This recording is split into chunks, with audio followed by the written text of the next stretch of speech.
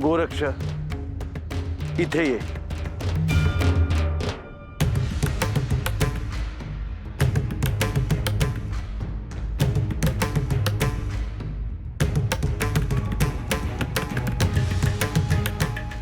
हे काय आहे?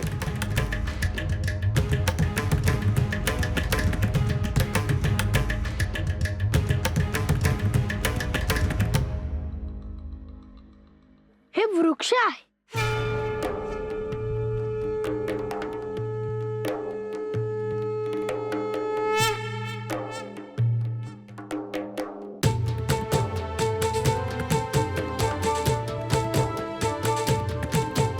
त्याला मिठी मार.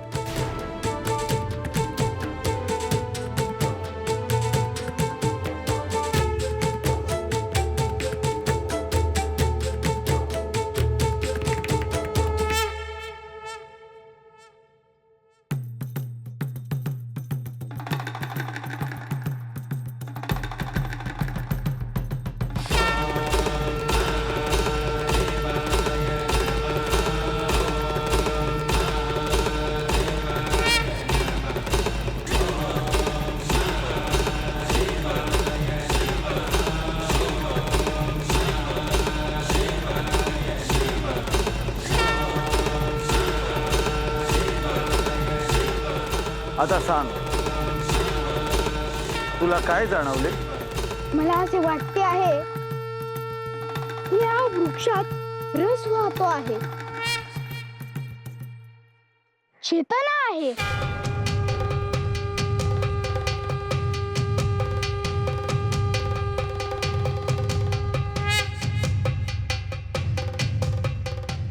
याचाच अर्थ या वृक्षात जीव आहे. हे वृक्ष जीवसृष्टीचा आधार आहे.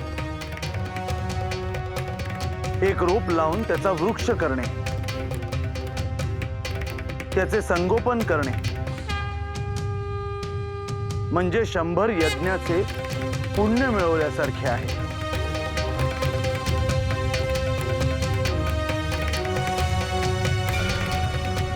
तू जेव्हा भ्रमण करशील तेव्हा लोकांना हे आठवणीने सांगशील. एक वृक्ष लावला तर आधीच्या आणि नंतरच्या पिढीचा उद्धार वृक्ष लावणाऱ्याच्या हातून होतो. जो वृक्ष लावतो त्याला स्वर्गलोक प्राप्त होतो, कारण तो जीवांची तृप्ती करतो. मी जेव्हा भ्रमण करेन तेव्हा अधिकाधिक लोकांना वृक्ष लावण्यासाठी मी प्रवृत्त करेन.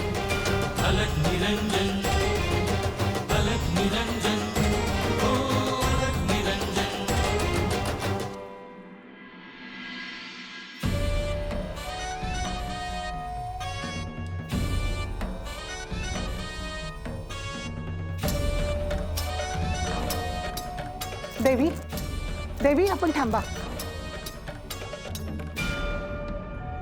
देवी, श्रीनाथ आणि आपला विवाह झाल्यानंतर त्याचे पडसाद स्त्रीराज्यात उमटणे स्वाभाविकच आहे.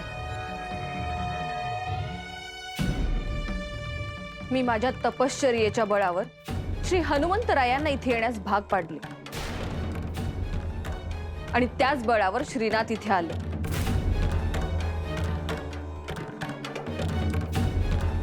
ते केवळ माझे आहेत. देवी, यात काहीच शंका नाही. पण भानामती ही 4 चौघींसारखी सामान्य स्त्री नाही. ती एक तांत्रिक आहे.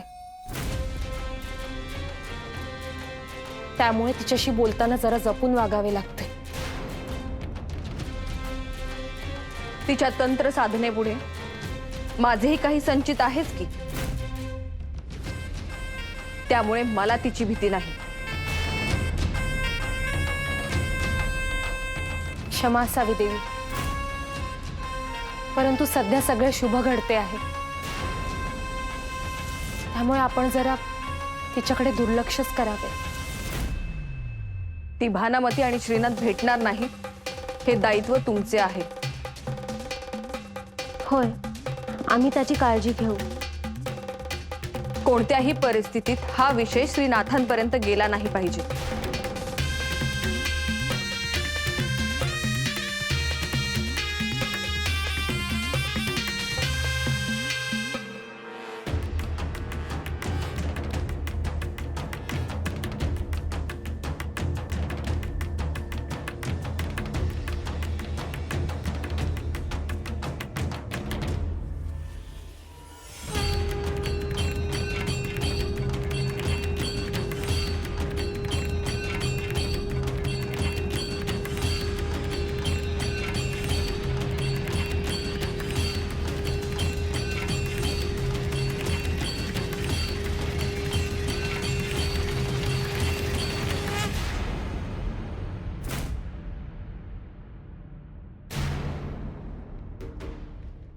मैनावती, काय झालं? तू लगबगीने गेलीस आणि लवकर आली नाहीस, म्हणून मी आलो. काही नाही. राज्यसभेत एक काम होतं, पण ते झालं. काळजी करण्यासारखं काही कारण नाही ना? अजिबात नाही.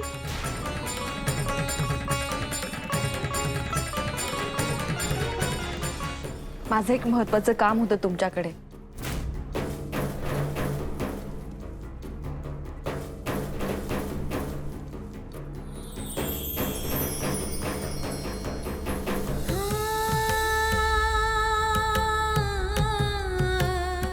आपण आपल्या कक्षात जाऊयात.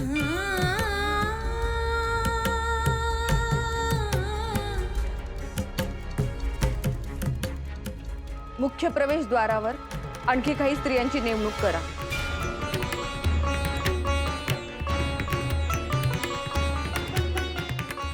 निघूयात.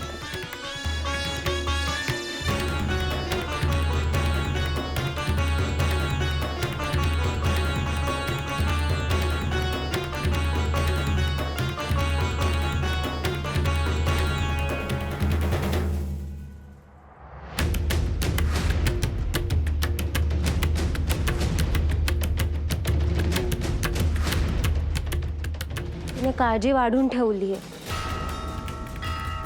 भानामती इथे येऊन गेली आणि तिला नाथांना भेटायचे होते.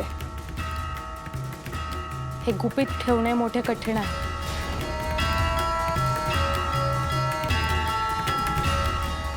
राजवाड्यात तिला कोण कोण सामील आहे हे शोधणं फार गरजेचं आहे.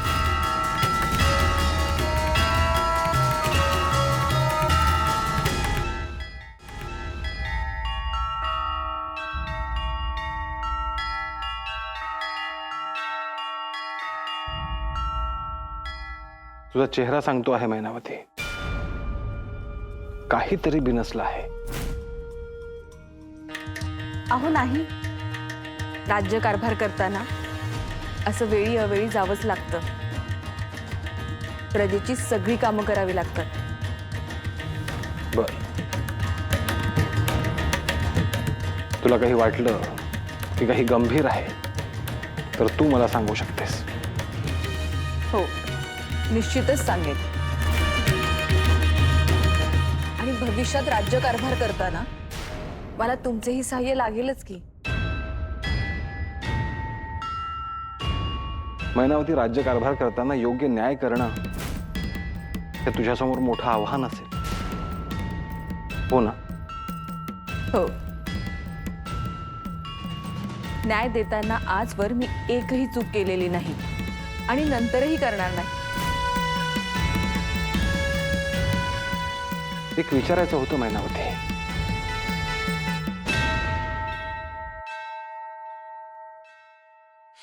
या संपूर्ण स्त्री राज्यामध्ये मी एकमेव पुरुष आहे आणि तुझ्या सोबत राहतो आहे.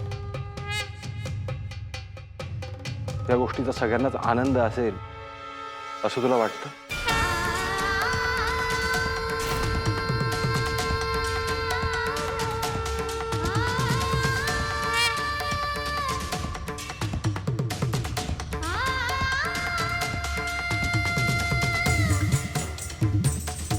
अर्थातच नाही. मग ह्यावर तू काय ठरवलं आहेस? मला असं वाटत नाही की मी काही चूक केली आहे. तुम्हाला मिळवण्यासाठी मी कठोर तप केलं आहे, हेही विसरून चालणार नाही. हो, परंतु हेच तू प्रजेलाही समजावून सांगितले पाहिजे, नाहीतर तुला मोठा विरोध होऊ शकतो.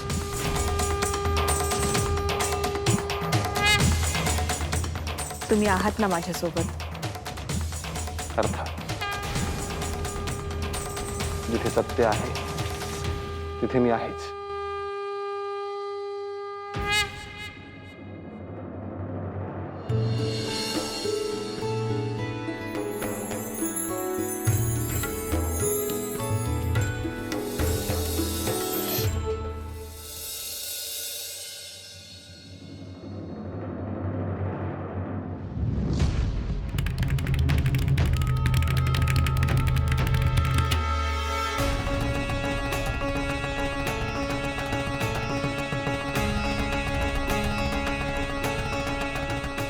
भानामती,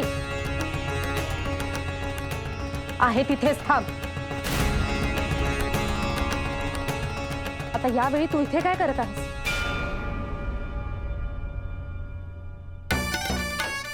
मच्छिंद्रनाथ आहेत का आतमध्ये? नाही म्हणजे त्यांना भेटायला मिळेल का? ती वेळ आहे का येण्याची? अगं दिवसा बी भेटत नाही आणि रात्रीच्याला बी भेटत नाही. मग आम्ही करायचं तरी काय? आत्ता रात्री इथे काही गोंधळ नकोय, नाही तर तुला कारागृहात टाकावं लागेल. अगं त्याचं भय नाही मला. आणि कसं आहे, रातच्याला मी घरला गेले नाही ना तर समद्या बायका इथं येऊन हाका मारते. ते चालेल? तुला शेवटचं समजावून सांगत आहे. आता तू इथून गेली नाहीस तर या सेविकांना सांगून तुला बंदी करावं लागेल. काय करायचं ग सखी? मला तर वाटतं सकाळच्याला एकदा येऊन बघू. बर.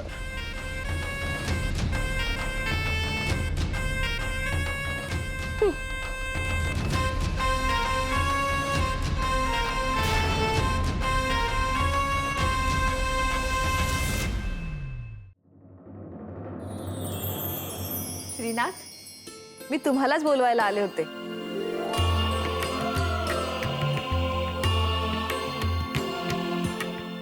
आज राजवाड्यातल्या मी तुम्हाला अशा काही गोष्टी दाखवणार आहे ज्या याआधी कधी दाखवल्याच नाहीत.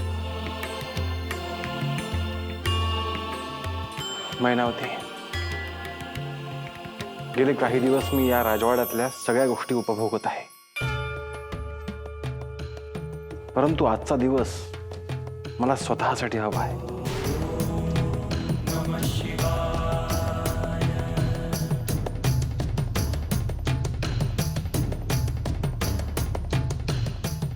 काय झालं? तुम्ही अस्वस्थ का आहात? माझे जे तिन्ही शिष्य आहेत त्यांना मला इथून संपर्क करायचा आहे. त्यांची काय प्रगती झाली आहे हे समजावून घ्यायचं आहे. कोणाविषयी बोलता आहात तुम्ही? कोण आहेत ते? मी तुला याविषयी आधीही सांगितलं आहे, परंतु तुझ्या ध्यानात नसेल.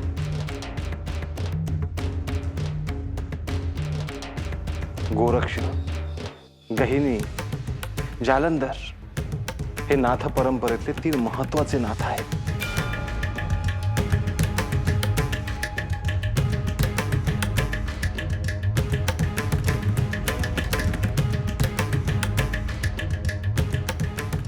सध्या ते तिघही वेगवेगळ्या स्थानावर आहेत. मी इथे आल्यामुळे माझा त्यांच्याशी थेट संपर्क नाही, परंतु त्यांचे जे दायित्व माझ्यावर आहे ते मला नाकारता येणार नाही. या तिघांबद्दल समजून घ्यायला मला खूप उत्सुकता आहे की हे तिघे कोण आहेत, कसे आहेत, यांचा जन्म कसा झाला. गोरक्ष हा माझा प्रिय शिष्य आहे आणि त्याचा जन्म गोरक्षेतून झाला.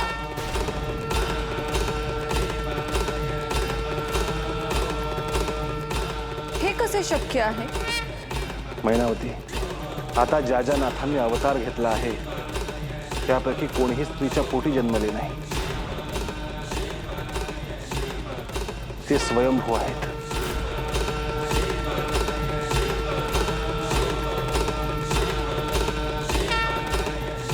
आता मी तुला गोरक्षाबद्दल सांगतो.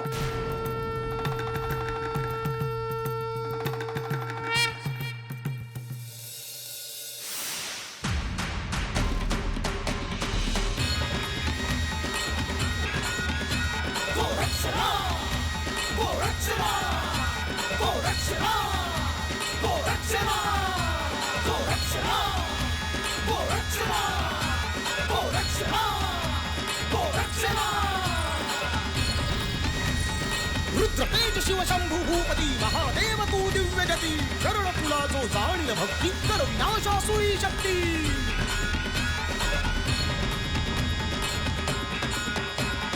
परम शिष्य विकल गुरु भक्ती किमया तू धर्मपती प्रगट शस्त्र दिव्य रूप भस्म विभूती सिद्धेश्वर शिव गोरखपती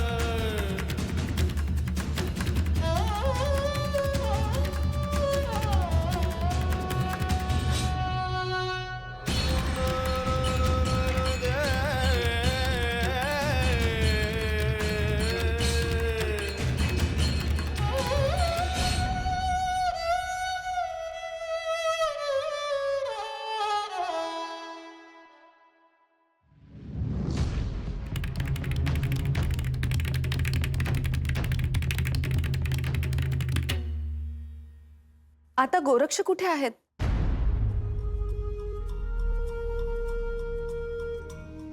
गोरक्ष सध्या कैलासात आहे आणि तो कठोर तप करतो आहे.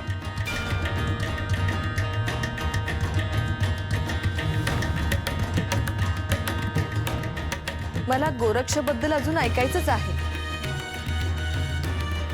परंतु गहिनी कोण आहेत? गहिनी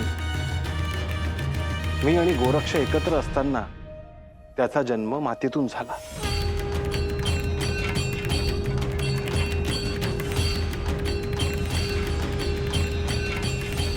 मी जे ऐकतेय ना ते नवलच आहे. हे असं कसं असू शकतं? जे आहे ते सूर्यप्रकाशासारखे स्वच्छ आणि सत्य आहे. परंतु मातीतून एक जीव कसा जन्माला येईल? ही संजीवनी मंत्राची किमया आहे. एकदा मी आणि गोरक्ष एका वनात राहिलो होतो आणि नेमका त्याच दिवशी मी त्याच्या सोबत नव्हतो.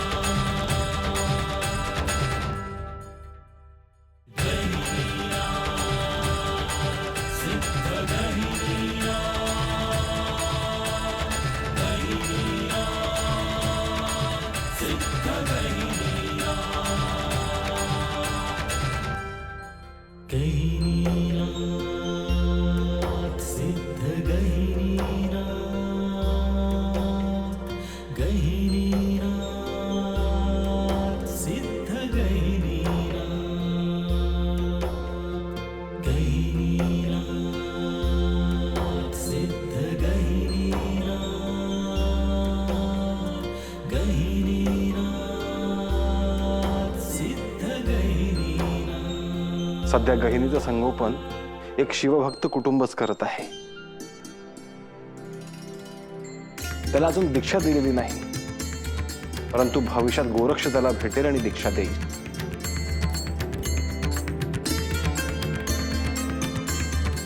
आता मी माझ्या कक्षात जातो.